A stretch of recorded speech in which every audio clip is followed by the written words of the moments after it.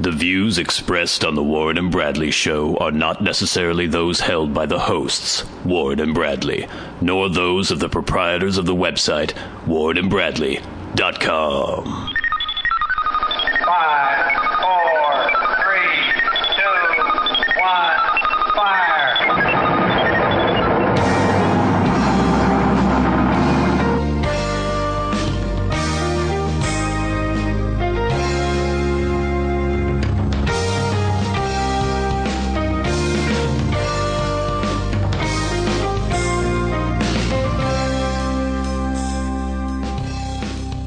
Let's make some magic. Wait a minute, the train is coming right now. We can't start off with a train break, can we? Train break.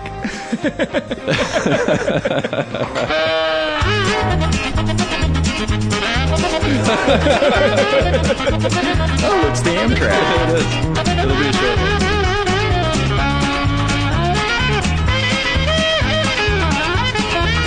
This is a train break.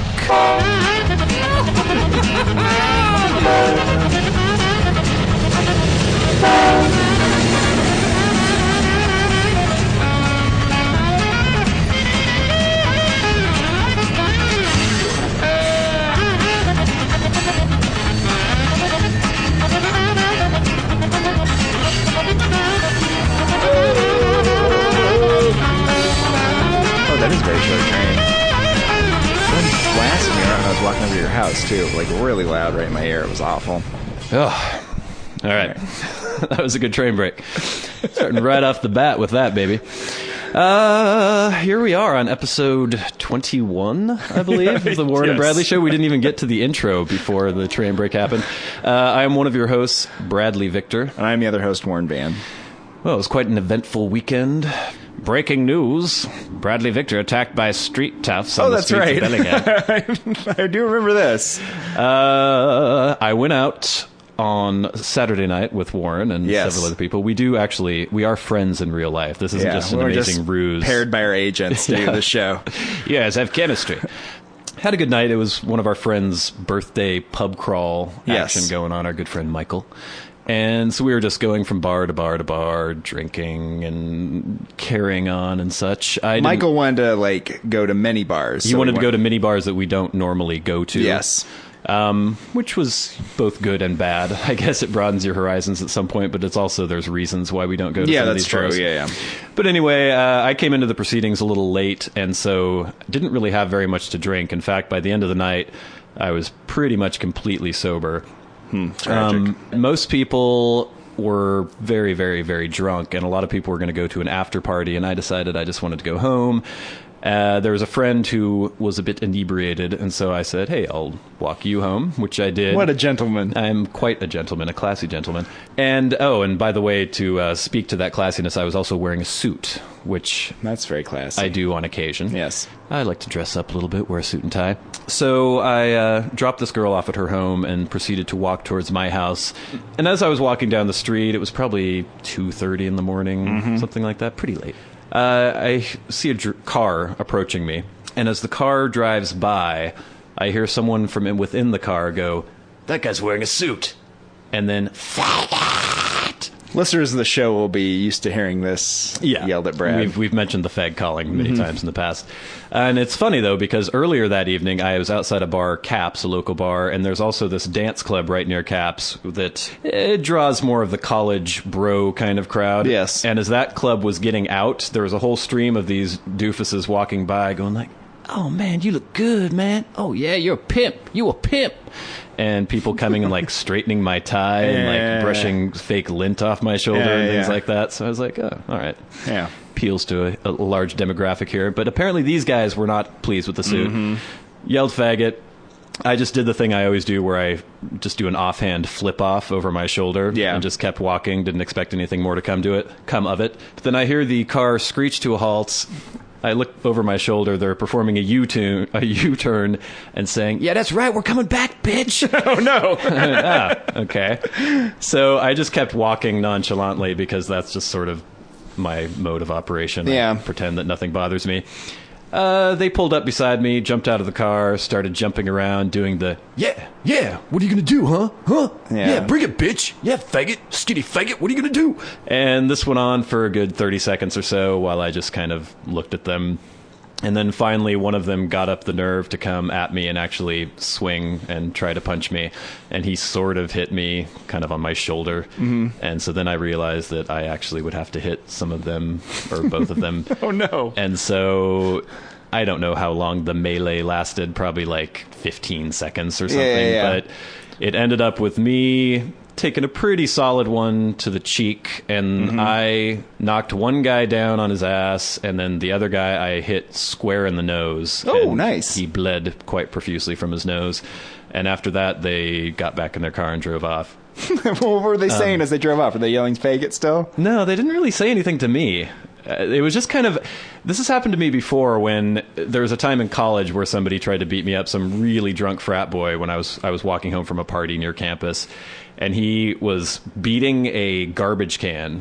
Yeah. He was very angry at the garbage can. No, who isn't? And as I walked by, he said, "What the fuck are you looking at?" And picked the garbage can up and threw it at me. Oh, no. And missed. And then he like came Donkey and tried... Kong. Yeah, exactly.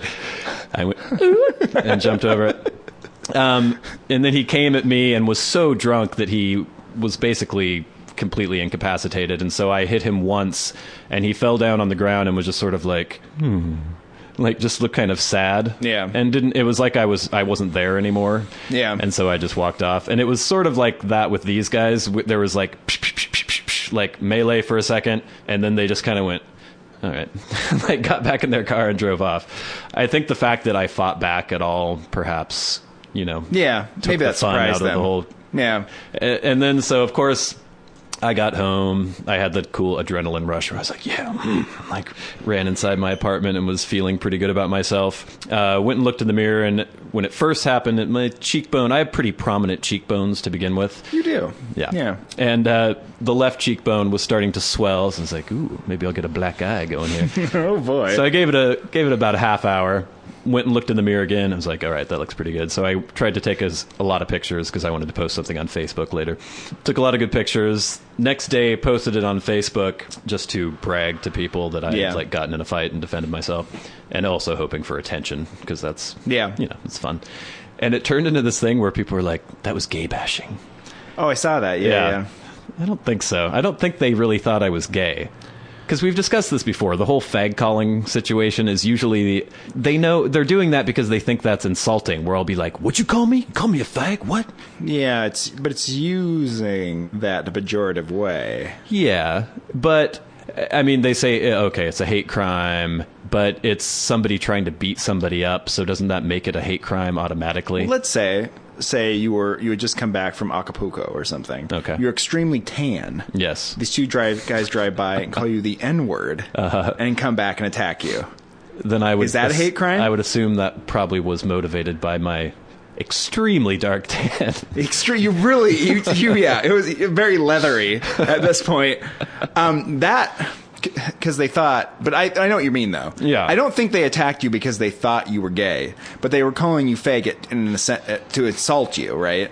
Yeah, like that's that, supposed to be the greatest burn ever. Exactly, because them that calling each other that would would be like the greatest insult ever. Yeah. And you never have time to explain to them, like, no, I am not gay. And even if I were, I would not consider that an insult. Well, you can't get that sophisticated with them. You're like, at the same time, you're like, wait, I'm not gay. And they're like, oh, I see. I don't want to beat you up now. And you're like, wait a second. You don't feel any better about that, right? Because you're like, you were going to beat me up? You're going to beat some gay person up? Well, it's just the go-to thing for them. Like, I've seen, like, douchebag bros beating on each other before in the streets, and it's faggot the whole time. Like, they don't really think that they're fags. I think it's, like, the crowning insult, I guess, amongst bros. That you're not a man. Yeah. It's like... It's almost better if they do think you are, because then if you end up hurting them, it's worse for them. Because if they think that gay people are the lowest of the low, then they've just been beaten by someone they consider the lowest of the low. That's got to be really shameful, doesn't it? Yeah. Ugh, can't imagine. Going back to the other bros. Like, don't ever talk about this dude. What'd you do last night, bro? I tried to beat up a faggot. Oh, cool. What happened, bro? He beat me up instead. Oh, no. Terrible. So again, this never happens when I'm around. if you were around, they probably wouldn't be so quick to try It's the to thing, beat isn't up it? the Because faggot. I'm the large menacing one.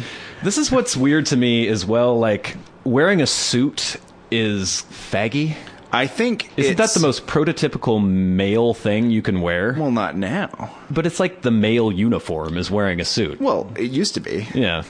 Do they stand outside Wall Street and go fag to every guy that walks by? No, because if you were... Because it's context, I guess. It is context. And if you were, like, in the financial district in Manhattan, and they're driving down the street at that time of night, and you're walking up by in your suit, I doubt that would have happened. I can just imagine those guys going to visit New York. They're there for some reason, and they just get so tired all the time. Like, fag. They would go insane. But you know Their what it heads would is? explode. It's the fact that you're different than the other people. Oh, I know, and that's what it is. It's different, and that's what draws anybody's attention. And if there are some drunken douchebags in a car after they've been out in a bar all night, and they feel the need to get in some sort of altercation, the person they're going to pick You're most noticeable. Yeah, definitely. It was fun though. Good. It was another one of those situations where no lasting harm was done. I got to get a little aggression out. Yeah, it's a good story. Why not? Yeah. I don't know. You used to be more into it. I know you were always looking at fights. I don't pick fights with people ever. Like, you've never seen me pick a fight. No. Sometimes people are like eyeing you. You can tell. Like, I've been out with you for years, and like, people are like, oh boy, and then you're kind of like, oh, you're like, well, if they could do something, I'm going to punch them. I don't necessarily want anything violent to happen, but I do enjoy confrontations with people. And I don't like confrontation with friends or people I like and respect. Yeah. But if there's some idiot stranger who's going to act like a dick, then I will gladly throw dickitude back in their face. That's a pretty faggoty thing to say. That's that guy that's been throwing dickitude around. He's been throwing dickitude in all the guys' faces. I had a listener mention a question to me. Oh, yes. This week. Should this be in listener feedback? Oh, yeah. Let's do it. All right. Listener feedback.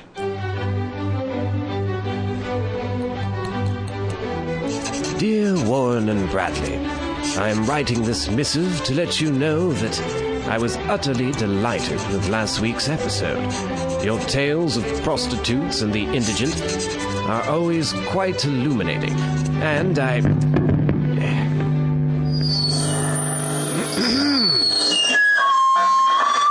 say, could you turn off that racket? Turn it off, I say! What are you doing?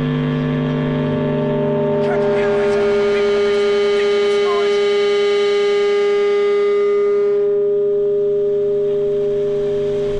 noise. Listener feedback on the Warren and Bradley Show. There's a couple girls I know named Claire. Okay. And they were talking about circumcision, and they were wondering, what's the Warren and Bradley position on circumcision? Well, I already know yours. Oh, I do. Do I have one? I thought you did. What is it? I thought you were anti. I guess I'm more anti than pro. Yeah. I'm more ambivalent than anything. Yeah. Do you have a strong feeling about this? Not necessarily. I think that there are pros and cons to both. I know people, or a person, who had to get circumcised late in life.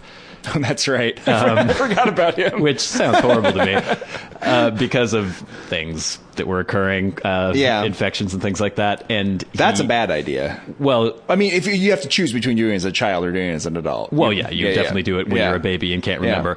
And then they also talk about the spread of sexually transmitted disease in Africa. When they try to circumcise people, it cuts the transmission of AIDS a lot.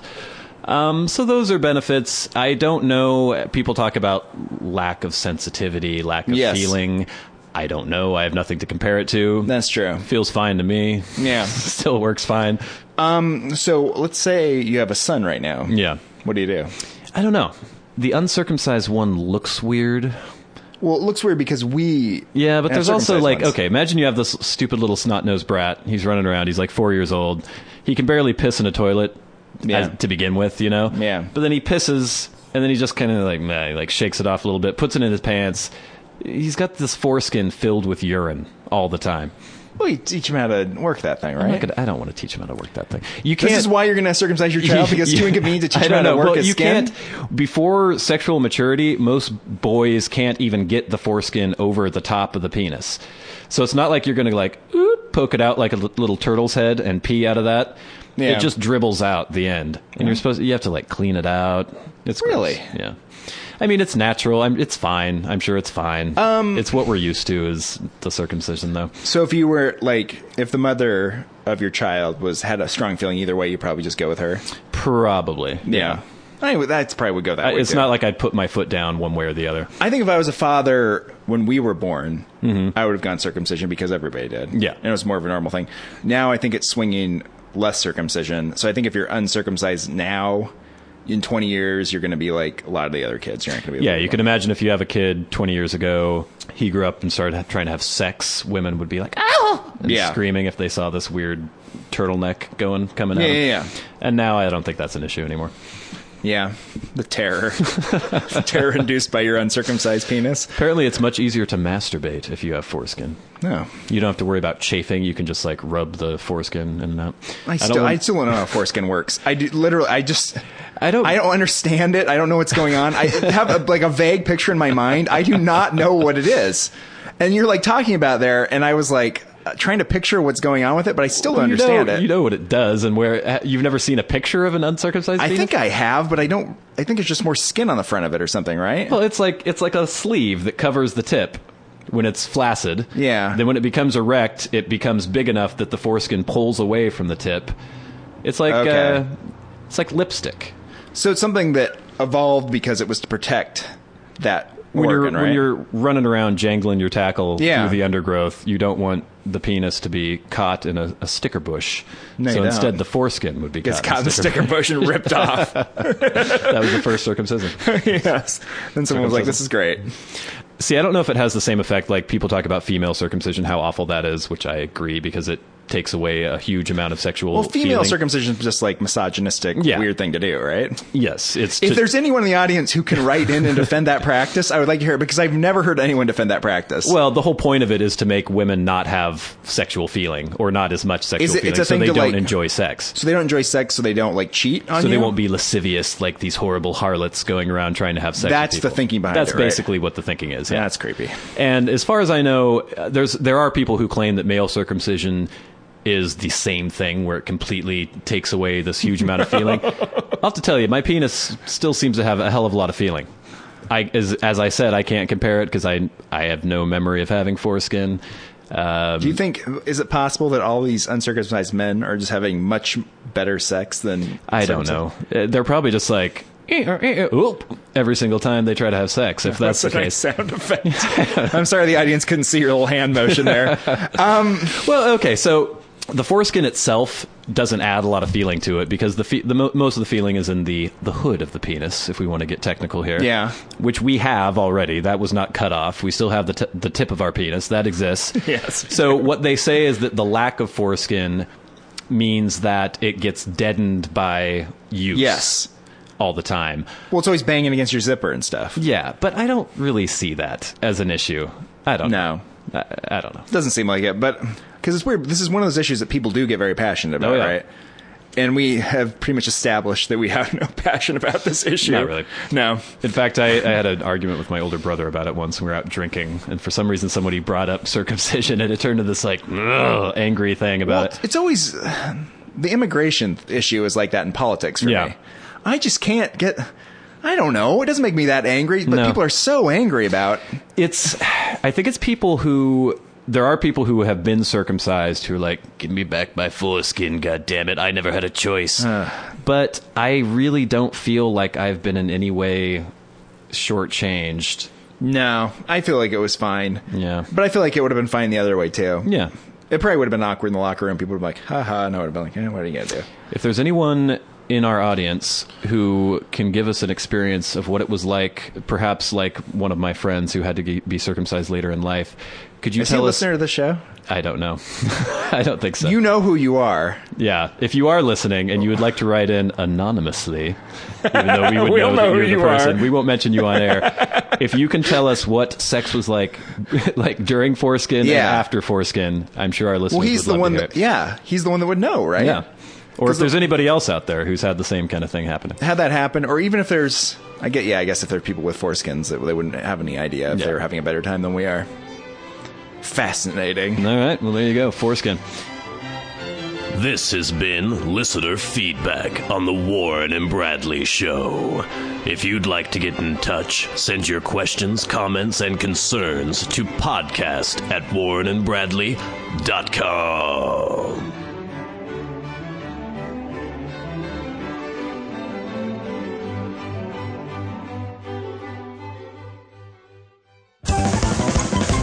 All right, this is going to be a very listener feedback heavy episode because we have even more, but this goes under the heading of Street Freak of the Week.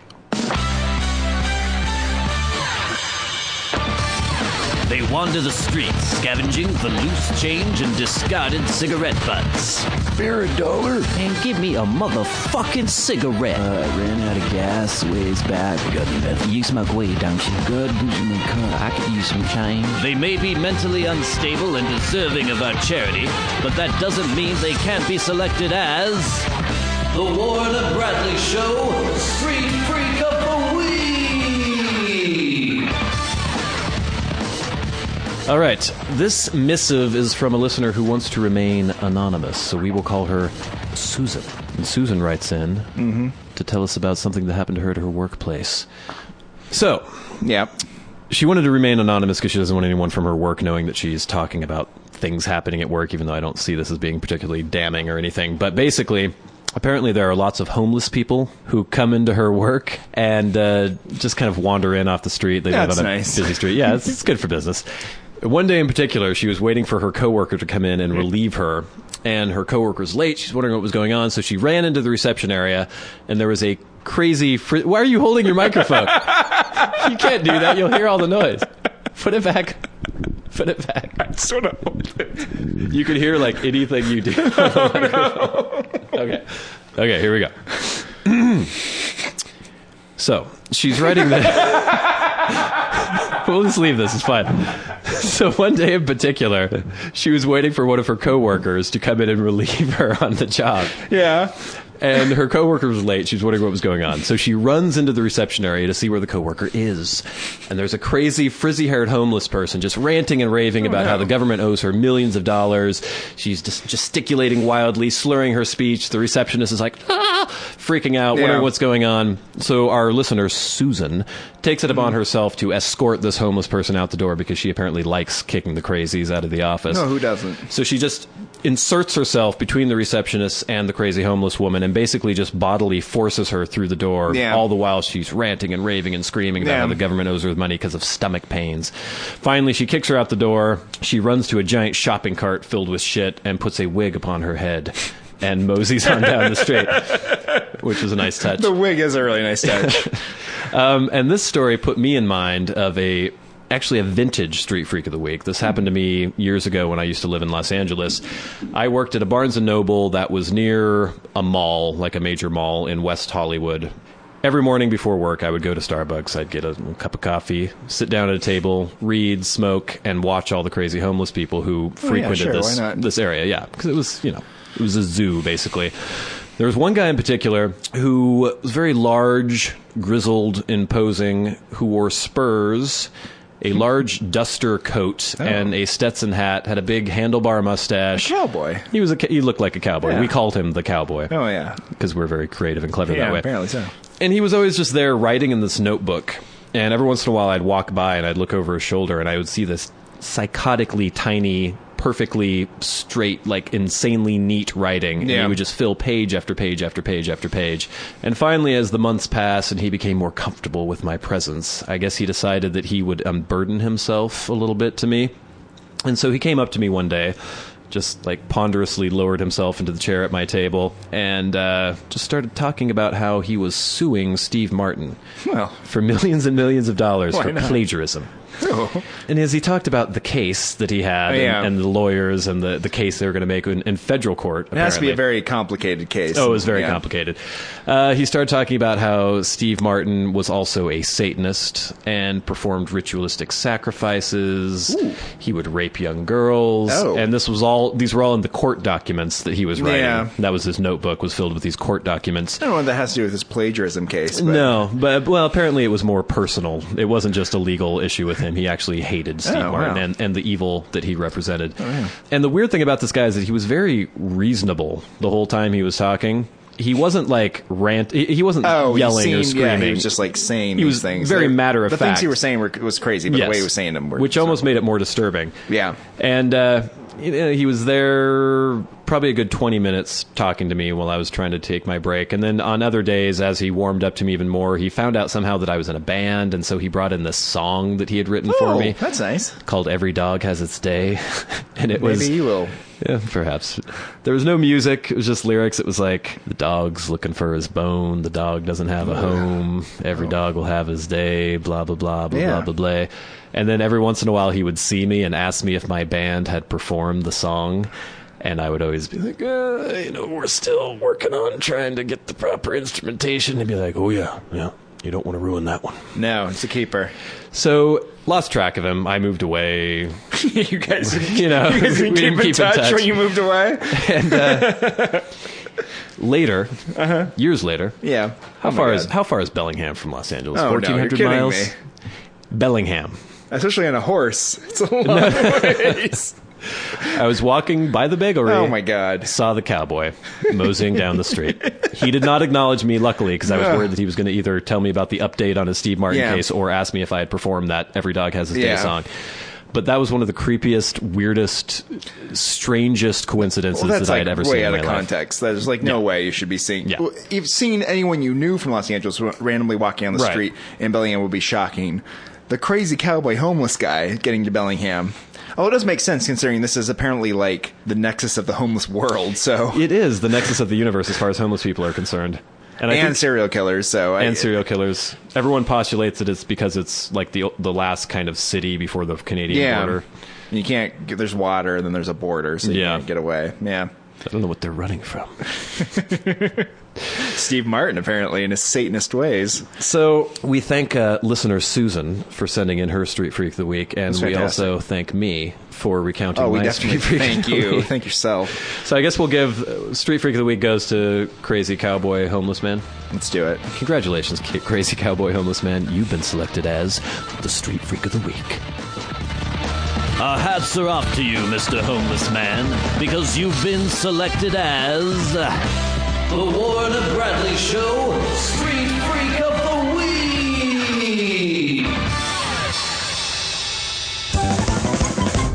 Guess what time it is, Warren? Celebrity Minute time? That is absolutely correct. Ooh.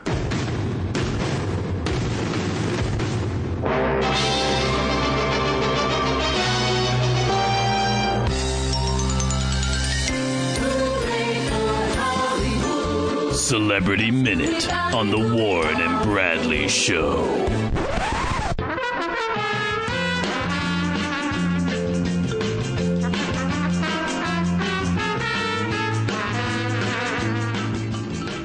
Yes, indeed. And of course, the top story has to be the coming nuptials between Brad Pitt and Angelina Jolie. They're finally going to tie the knot, Worm. Oh, it's about time. They've only have like 18 children. 1,200? It's too many. I don't think this is a surprise to anybody. What's surprising is that the media seems to think it's such a shocking and newsworthy story. How can you get interested in this? Who cares? Isn't everyone burned out on them by now? They're still sufficiently famous that people are going to pay attention to their lives, definitely. But I don't know. There's even a story I saw here somewhere where it was basically talking about the fact that news stories about the story about them getting married were going to cause a furor. So they're talking about a news story about a news story about something that I don't know. It's getting about something that's not even really news. No, it's getting very meta and weird and crazy. There was something I did want to read out to you, Warren, that I think will catch your interest. Oh, good.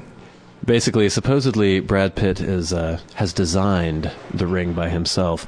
He had a specific vision.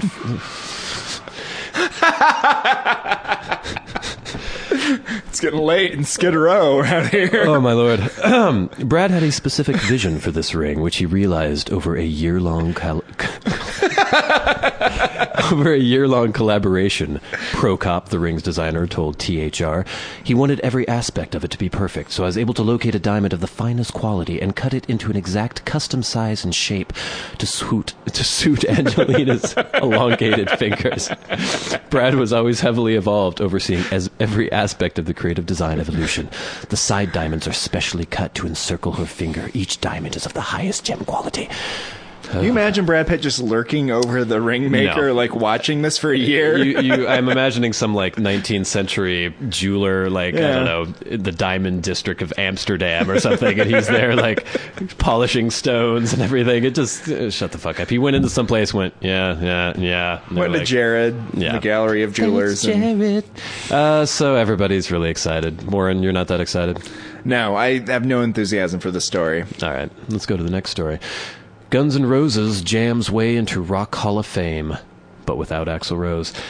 We can only assume that Axl was too busy, I don't know, shaving Too busy strange. missing something else, because he just misses things constantly. He doesn't show up for things. Apparently he's pretty reclusive and just a freaking weirdo, as far as we can tell. I always think about how much money they could have made if he weren't so ridiculously crazy. I mean, it's probably true.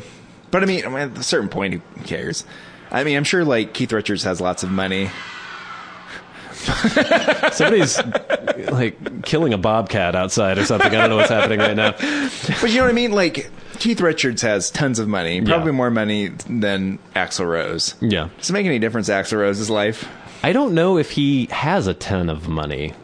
I'm sure he still has a ton of money. Axl Rose? Oh, yeah. Because apparently he spends like a weird motherfucker. I mean, the whole thing when he was trying to write Chinese Democracy and it was taking forever and ever and ever for it to come out, apparently when it finally did come out, it was because basically that's when he had run out of money. And he was like, okay, I will finally release this album after 14 years or however long it took. So I don't know. Just but he gets lots of royalties from all those great songs, right? Yeah, great songs. Guns N' Roses sucks. And you know what else sucks? The Rock and Roll Hall of Fame. It does suck. A pointless institution. Yeah, I was actually going to say that maybe he's not acting like a weirdo by not going to the induction ceremony, because who gives a fuck if you're in the Rock and Roll Hall of Fame? It usually means that you are... Well, this is one of those things where, like, a stop clock is, like, right twice a day. You know what I mean? He skipped this, but it's not because he's, like, disrespecting the Rock and Roll Hall of Fame. It's just because he doesn't show up to anything.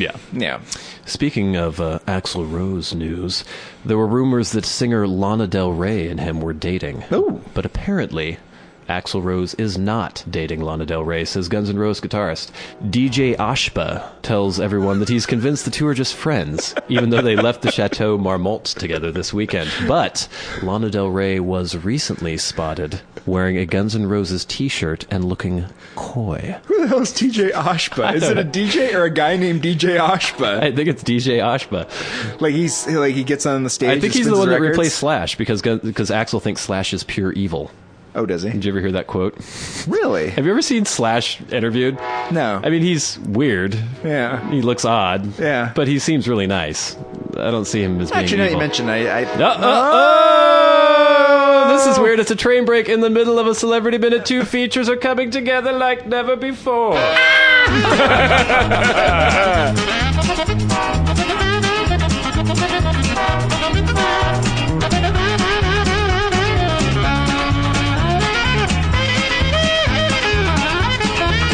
This is a train break.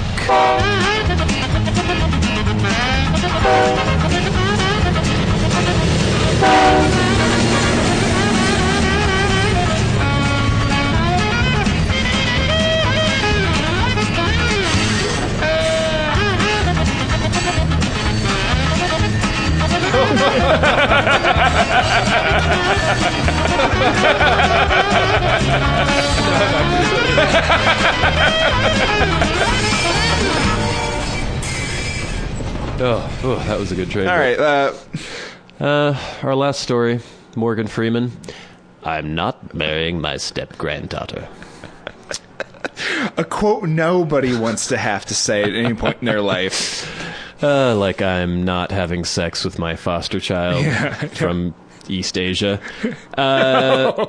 Yeah, apparently there's been rumors that for years he's been dating his step-granddaughter, who's only 27. He's 74. When I saw this story, I'd heard about that You years ago. I assumed thought that it was they were true. I dating, knew this. yeah. I thought this was true. I thought Yeah. people just knew this was a fact.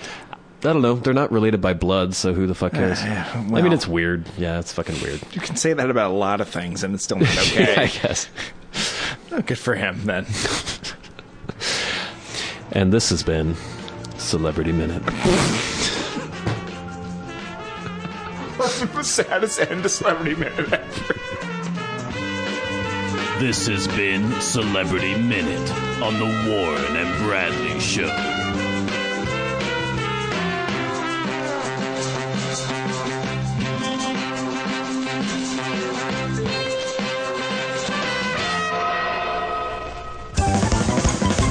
I guess we should go into listener feedback part 2, because we had another missive from a listener. This listener is named Jed. He wrote into our Facebook page, and he says this: had a thought today of a topic for discussion: surviving in prison.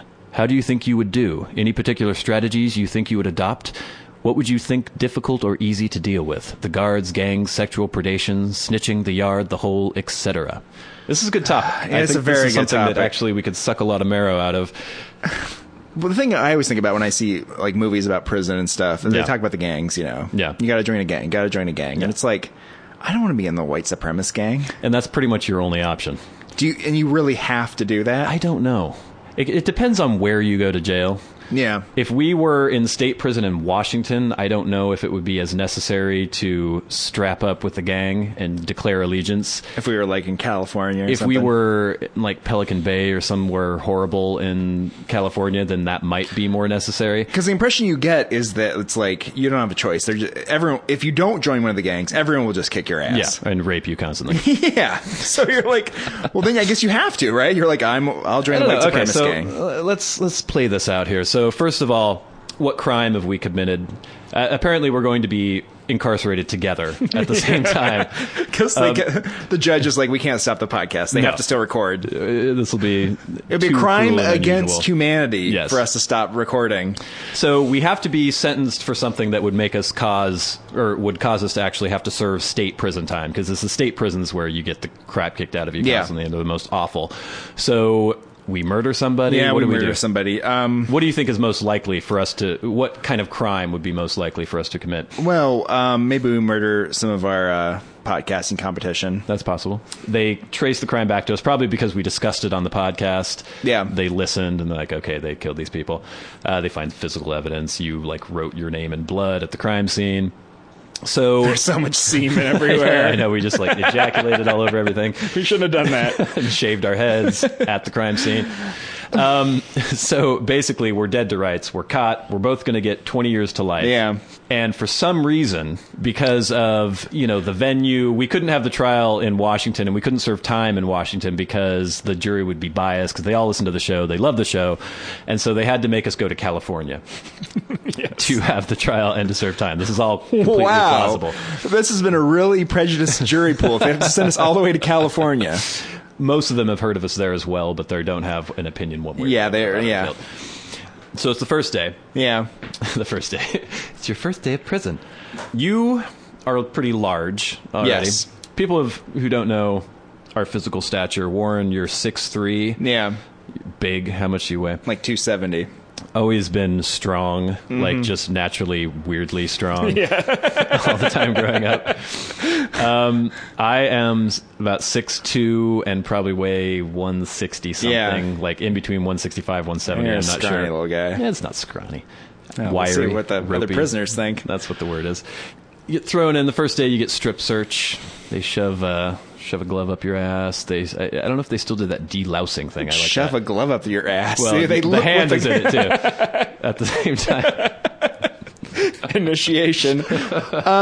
Yeah, they search you for contraband. Yeah. You have to do that thing where you give them all your possessions and they sign a Yeah. form or whatever. Your comb. Then I don't know, you get like a tour or something when they start. I don't know. I don't think Maybe you have there's to any meet the sort warden. of. I don't know if there's an orientation period. There probably is. They probably bring you in to like the warden. Yeah. And he's like, so here you are, buddy. That was the horrible crime with all the semen and hair. Yeah. You're like, I'm sorry. Yeah. And they're like, okay, these are the rules. This is when lunch is. Like, this is when you go out to, like, play in the yard. And then you're like, okay. And then I guess like, you just go to a cell and you hang out. Yeah, and so we're cellmates. Yeah. They were nice enough to let us bunk together, so we don't have to be worried. We don't have to worry about being raped In our cell. Because at least you don't have to worry about being raped. well, you can watch out. So okay, we're in our cell. People are like, "Come on, do fish, yeah!" yelling at us as we get led into our cell. They're all like, "Woo!" You know, spitting and barking and doing all this Hucking semen on us like in Silence of the Lambs. And so it's our first night. We're freaked out, but we get through the night. We sleep. You only try to sexually assault me several times during the night. I managed to I don't you sleep off. much. I'm going to learn not to sleep very much. But then it's the first day we get thrown out into the yard. The yard's that's the problem. That's when we're going to get shivved, right? This is where people, they divide themselves up into their gangs. They have their own little areas. They have the drug trade. It's a whole society inside the prison. First day out, you and I are together. Large, very large man comes up to you. No. And says, "You my bitch." Oh, no. What is your response, and how do you deal with this? You go, I'm like, no. And then this is my understanding. You're supposed to do is attack the biggest person there the first time you ever go in the yard at the prison. Right.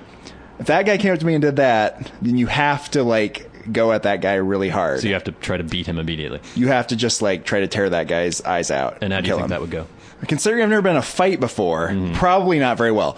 But I think I can, like, I'd be hitting and it'd be like, I'd probably get beat up, but I'd show that at least that I was, like, willing to fight, right? Right. So one thing you don't want to be is, like, the timid guy that's just like, well, whatever you say. You know what I mean? You have to, like, show you're resilient. I think that's your move. So that's our first move. As soon as we get out in the yard, see, I would pick somebody who I knew I could beat up, and I would just beat the shit out of him immediately. I don't know if that's going to get you a lot of respect. I don't know. Actually, but the thing about attacking I wouldn't do that right off the bat. I'd go out in the yard, I'd just hang out and stand there very nervously. Try to scope things out. Wait and hope that nothing happened. Maybe if you're there long enough, like, the leader of the white supremacists will approach you with an offer. See, I really wish we knew for sure if you have to be a white supremacist. Because I don't want to be. I don't want to be...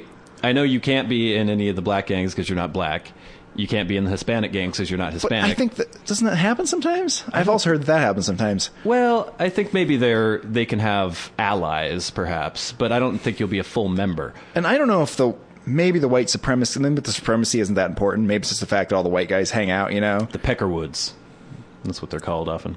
The gang. Peckerwoods? Yeah, oh, really? The white one? Mm-hmm. What are the black people called? I don't know. They just have the same gangs they had on the outside, basically. Oh, I guess so. No, wait a minute. That sounded worse than I meant it to sound.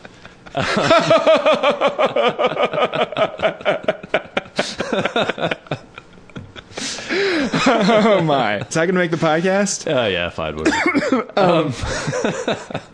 So like the Bloods and the Crips and stuff are in there? I think so, and like MS-13 for the Hispanics and other gangs that, like, they have... Well, that's the thing, though, right? You are the minority if you're a white person. Yeah. Because there are more blacks and Hispanics imprisoned in there. What are you, a racist? Hey, I'm just calling it the way I see it, man. You know what I mean? You will definitely be the minority, especially if you're in the California prison system. Yeah. I just want to do anything to avoid it. I just want to know if it's possible to be like, hey, guys, I don't want any trouble. I'm just going to mind my own business. Just want to serve my time and get out. I think it's got to be, right? I don't know. Because the fictional portrayal is probably the most severe prisons and the most messed up situations. Yeah. I imagine that if you actually went to prison, you're like, I'm just going to try to, like, stay on the straight and narrow as much as possible and just serve this time out and try to avoid conflict as much as possible. You might be able to do it. This is a good plan, though. You become a jailhouse lawyer. You start helping people out in the prison. Well, if you can, I think that's the one loophole to not be involved in the violence and all the horrible gang politics is if you have a skill that other prisoners can utilize. Yeah. Like you become a tattoo artist, a jailhouse tattoo artist, or you be the professor, where you're supposedly the really smart guy and people come up to you and be like, hey, professor, help me write up this, it's like, write a letter to my sweetheart. And then you like befriend people so people will protect you. Yeah. Or you have to have sex with people. I'm not going to do that. So what if there was nothing you could do? You went in there, you tried to beat up the biggest guy, you failed. Yeah. He beat you senseless. Yeah. I mean, if that happened to you, I don't know what would happen to me. But basically, someone wants you to be their pillow bitch. Yeah. And you can't defend yourself. Would you choose to let one man keep you and only have to be violated by that one man?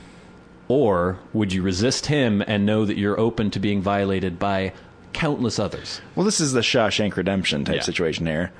I think I would just keep fighting. You keep fighting over and over? I can't imagine the prisons are like that. That I'm just like getting beaten up and raped every day by different people. The guards are like, well, what are you going to do? And I'm like, somebody help me. You always hear, too, this thing of like, every man's gay in prison.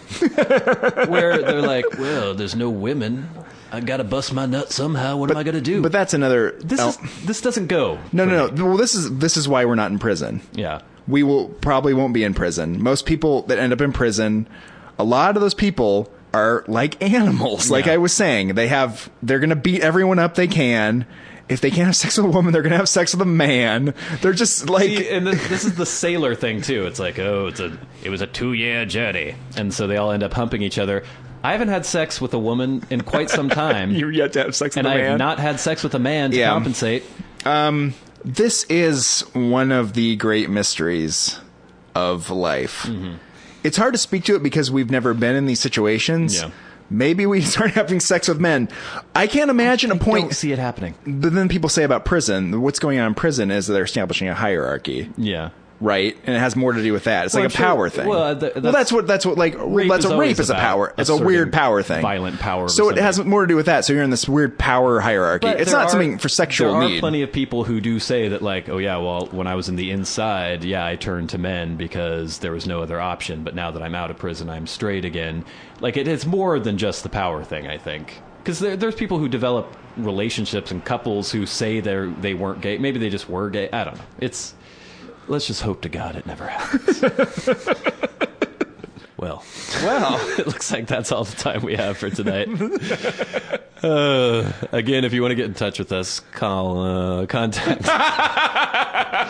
We're getting loopy. If you want to get in contact with either Warren or Bradley, which is me, contact us at podcast@warrenandbradley.com. Also, go to our website, warrenandbradley.com, to see past episodes and pictures. Go like us on Facebook at facebook.com/warrenandbradley.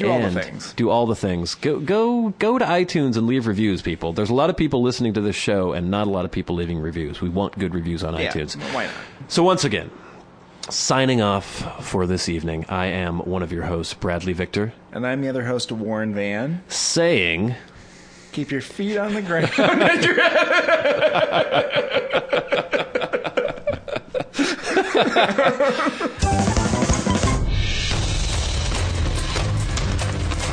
This has been the Warren and Bradley Show, brought to you by Warren Van and Bradley Victor.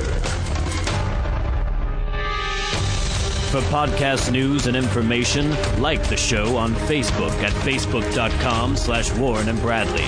Follow the show on Twitter at Warren and Brad. Subscribe on iTunes and leave a review. For episode archives and episode pictures, go to warrenandbradley.com, and to contact the show, write to podcast@warrenandbradley.com.